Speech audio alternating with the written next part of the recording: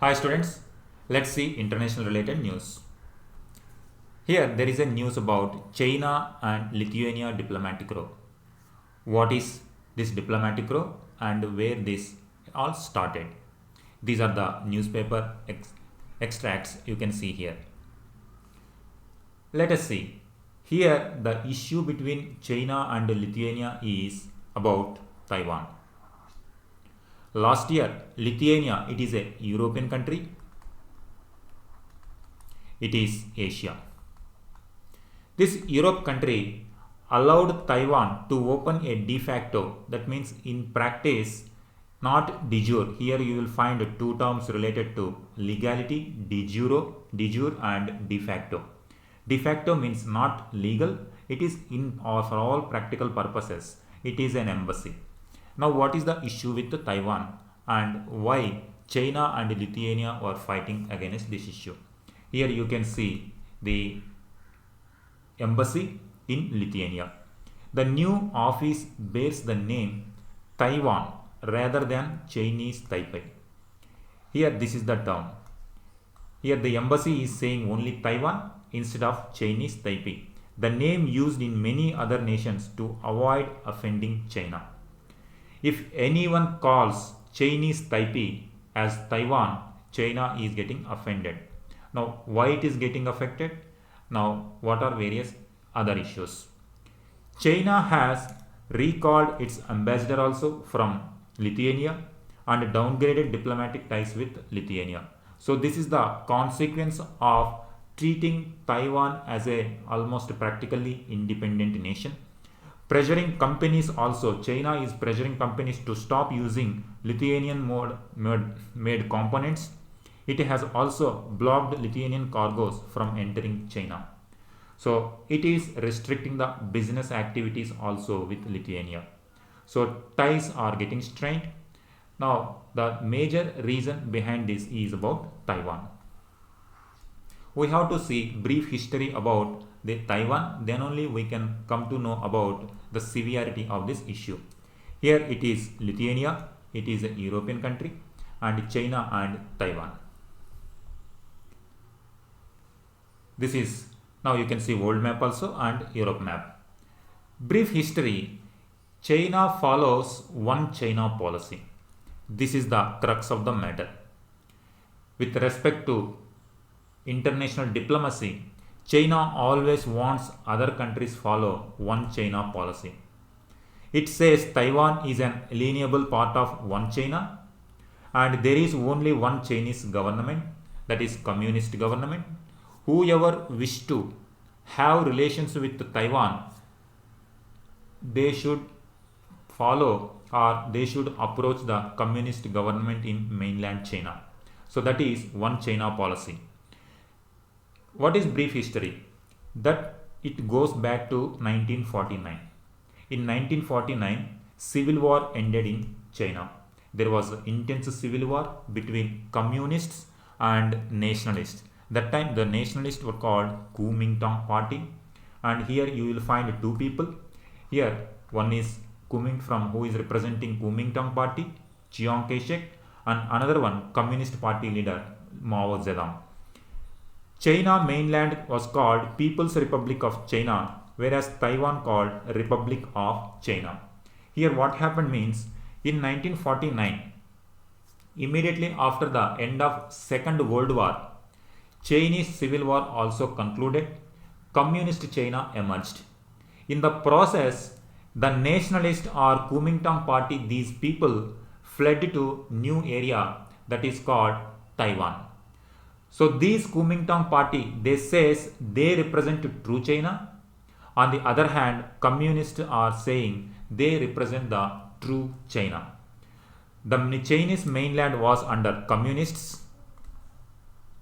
These communists called the land politically People's Republic of China. Whereas the Kuomintang party which fled to Taiwan, they called themselves as Republic of China, and they said to the world that they are truly representing the China. So now the two governments within China itself. Here you can see this is China and Taiwan.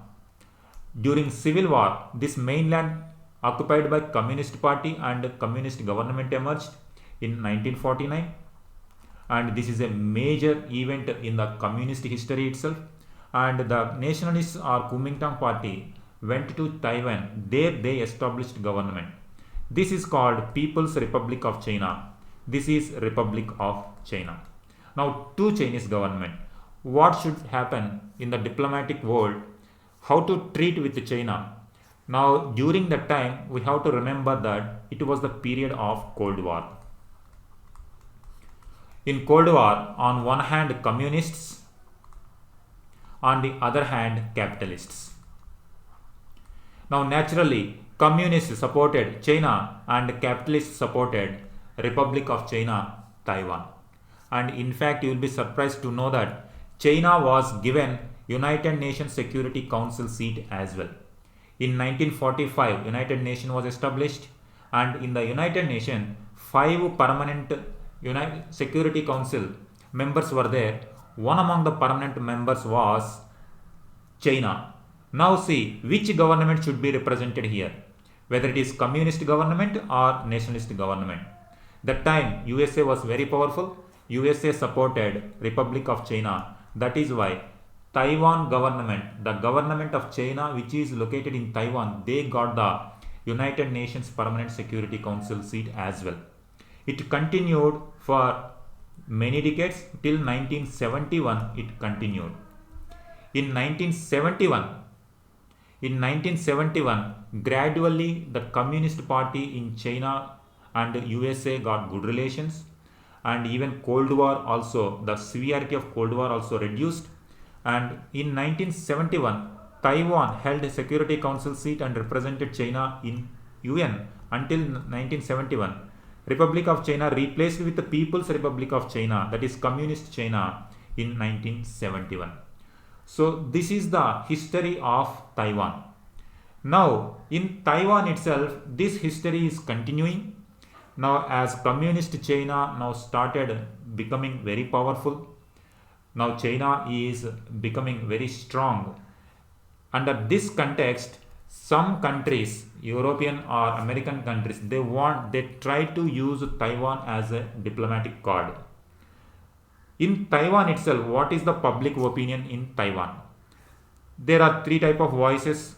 Some people say Chinese unification should be ultimate aim and pan-Chinese identity should be propagated everywhere.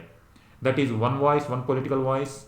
And one political voice is independent Taiwanese identity should be promoted and Taiwan should be an independent country. That is another voice.